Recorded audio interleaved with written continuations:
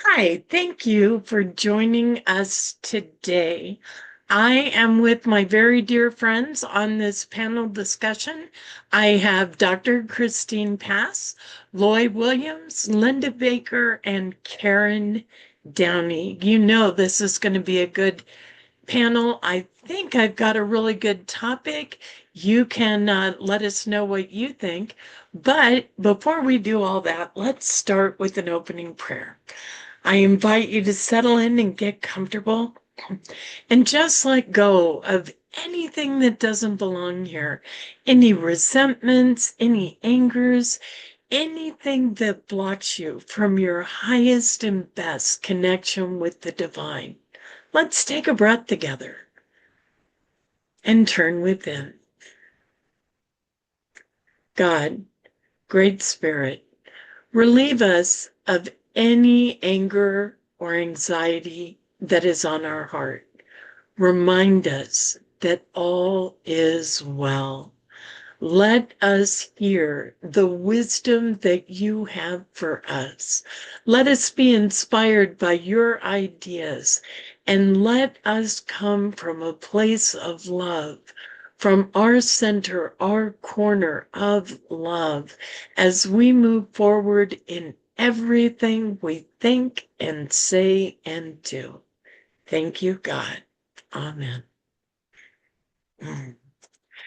Okay, so I'll tell you how we got here. I am getting ready to teach a prosperity class, one of my favorites, and we are using, among other things, spiritual economics. Let's see if I can share it with you, by Eric Butterworth. And of course, Reverend Butterworth was a phenomenal teacher and author, and we use a lot of his works today. So I'm thumbing through the book, kind of refamiliarizing myself. The fun thing about using a book I've had for a while is I have different things underlined, and I came upon this. If you have the same book I do, I'm page 190. I'm not sure what chapter. And I'm going to read you two short paragraphs, and hopefully we'll have a lot to talk about from this. You are the windows of heaven, and you will be poured out a blessing. And because you are in the flow of limitless substance by reason of your commitment to the whole tithe, the blessing that you become is more than sufficient to deal with any situation and to meet any and all requirements.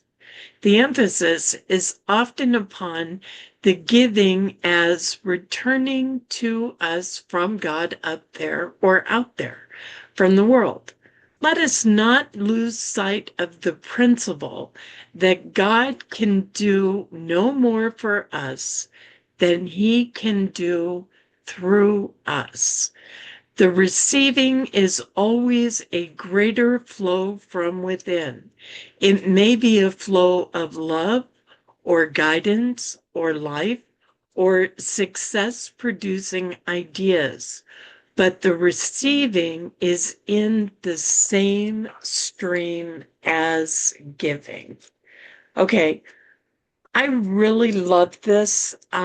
We've talked before about tithing as giving and as an opening so that we can receive more. But I wanted to talk a little bit about how giving rewards us. Many of you know that I am committed to a uh, volunteer position working with an institution that is helping support kids going through the foster family, making sure that they have a place to live and what they need. And I've been doing this for about 3 years. It's a part of my volunteer, it's part of my service to the community. It is also a part of my paying forward what was given to me. And that's what I want to talk about. So often in our lives, things happen to us and just yesterday, this happened. I was talking to a woman about something that I do in a piece of equipment that broke, kind of an expensive thing, and it might limit my ability to do what I was doing. And she popped off with, "Oh, I have an extra one that's not doing anything. Let me just give it to you." And that kind of thing. And I said, "Well, can I pay you for it? How do I?" And she said, "No, my first one was given to me, and I'm looking for this opportunity to pay it forward." And for me, that's what we're talking about, being in the divine flow. Something wonderful and amazing might happen or be gifted to me that I can't pay back. I'm in a position where I really needed whatever that was. I don't have the assets or the ability to pay back what was given to me. And instead of feeling bad or feeling less than, or like some charity case, if I see that I am in the flow of that abundance, I am a window of heaven, and this is the light shining through. And when the light changes, it's going to shine back into the world, that reflection, and it's going to go back into the world. So that was my take on the reading. I'm so excited to hear what my amazing panel has to share. Who's going to start us off? Actually, what I was thinking about and what kept going through my mind is just, and I mean, I do that now and have for a long time, giving without expectation. So anytime I'm giving something, if if I've got some kind of an expectation of getting something back, then I'm doing it for the wrong reason. And that could be money, being sent here or there or donated. It's like, I, I don't even really know how to explain it, but expectations kept coming up. And I love the paying it forward. And I have gotten to experience that so many times in my life with people being there and helping me. Reverend Linda, you're one of them. It's like, oh my God, after my accident, um, I share this with so many people. It's like, I think it was you called me and you said, I just quit my job. I have an hour a day. It might have even been two, that I can help you do whatever you need. I'll never forget that. And I share that with so many people. And there were so many things that I didn't even know what I needed to get done. And a lot of the time it was just you being there, sitting with me or going downstairs with me to get things. It was just you being there. And I have not been able to pay something forward in that aspect. I take that back. No, there's been a little gal that came into my life that I was able to just listen and be a part of hearing her story and listening. And I know she knows that she was listened to. So that's also a part of paying it forward. And I'm sure if I was to sit here for a minute or two, I could think of tons of things. But the big thing that stands out is, why am I doing whatever I'm doing? And if I'm expecting something back in return, then I'm not giving for the right reason. Thank you for calling on me first. You're welcome. That took a turn I wasn't expecting. Thank you, Karen. And Linda, I saw you had a comment as well. Yeah, I do. I had the little button problem too. Okay. I've got a couple of things to tell you. You're all familiar with WWJD, right? what would Jesus do? Well, there's a little thing inside of me that is WWSCD. You know what that stands for? What would Santa Claus do? Okay. and and and I do. Over the years, I've collected a lot of little things, and there's just something about sometimes I meet someone, or I hear them bring up something, and it sticks in my mind, and I think I've got a trinket like that in my house that I can give to them when they least expect it. So I like doing that. That's a favorite thing of mine. But I want to tell you how it came back around to me one time. After 30 years, my marriage fell apart and my anniversary came, and I didn't have anything to do other than run the edger along the sidewalk and clear out the grass, right? So I'm out there in my cheap little edger, and I'm doing the lawn thing along the sidewalk. And my neighbor, who lives across the street and doesn't speak a word of English, he came over and he's pushing this electric edger. Of course it's not plugged in. He's pushing it over, and what he did was he gave me his edger. You know, no, he didn't want it back. You know, he gave me an anniversary present, so to say. And it really, I use it today. It's a great tool. It's a great machine. But I just thought that was the kindest thing, and just, you know, I didn't expect it, and it was very loving, and that's my story. I just thought you would enjoy hearing that. I love hearing that, Linda. You definitely have the most giving spirit of anyone I've ever met.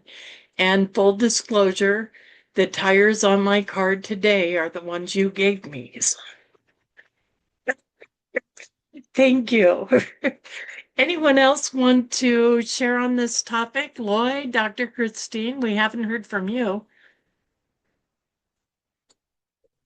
Ah, you called me out.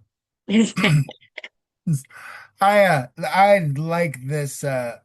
like this topic that you brought about, and if only to help me to realize that I'm quite selfish at times. So I'd like to essentially share how most of the prayers up until recently have been all about God, give me this, God, give me that, God, hey, can I have some money? God, can you help me pay my rent this week?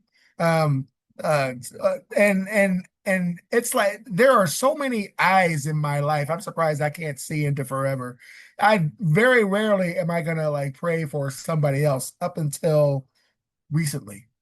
And one thing, and I don't even know why I'm bringing this up, but one thing that's teaching me is that, like, let's say I am doing my best to think more about other people. Um, and one of the things that I feel like a message that was given to me was instead of saying, God, can I have money for rent? I'll say, God, can you uh, see to it that my roommate gets this month's rent from me? I try to sort of switch the perspective of it. It's not a perfect process, but I'm working on it. Um, this is a great scene and a great topic, and I'm really glad that you brought it up. Thank you so much, Reverend Linda.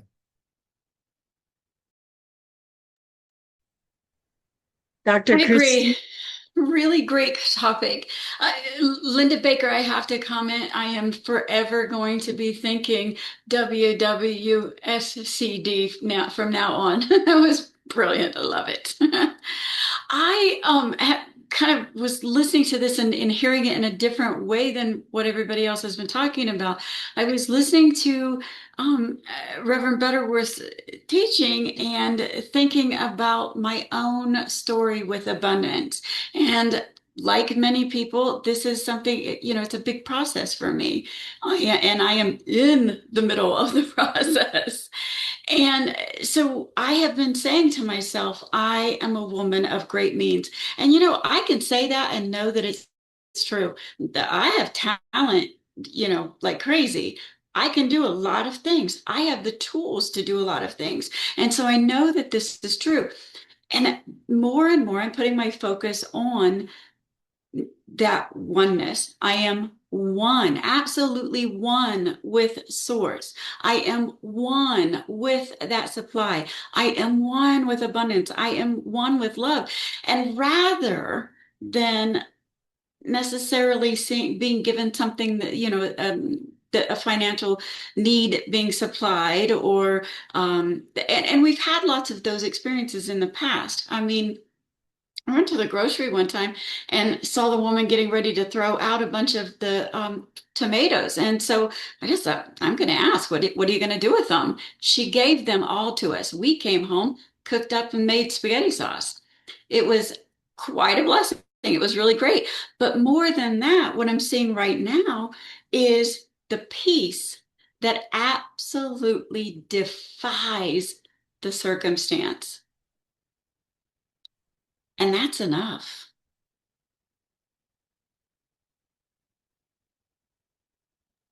So thanks.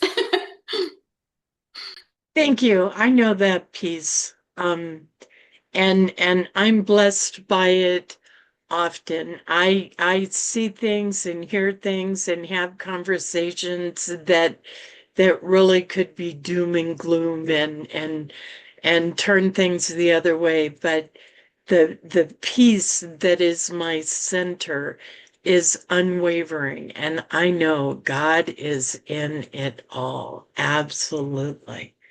Okay. Well, thank you. I want to share that each of you is a beautiful window of heaven, and I am so happy to know you and be on a panel with you.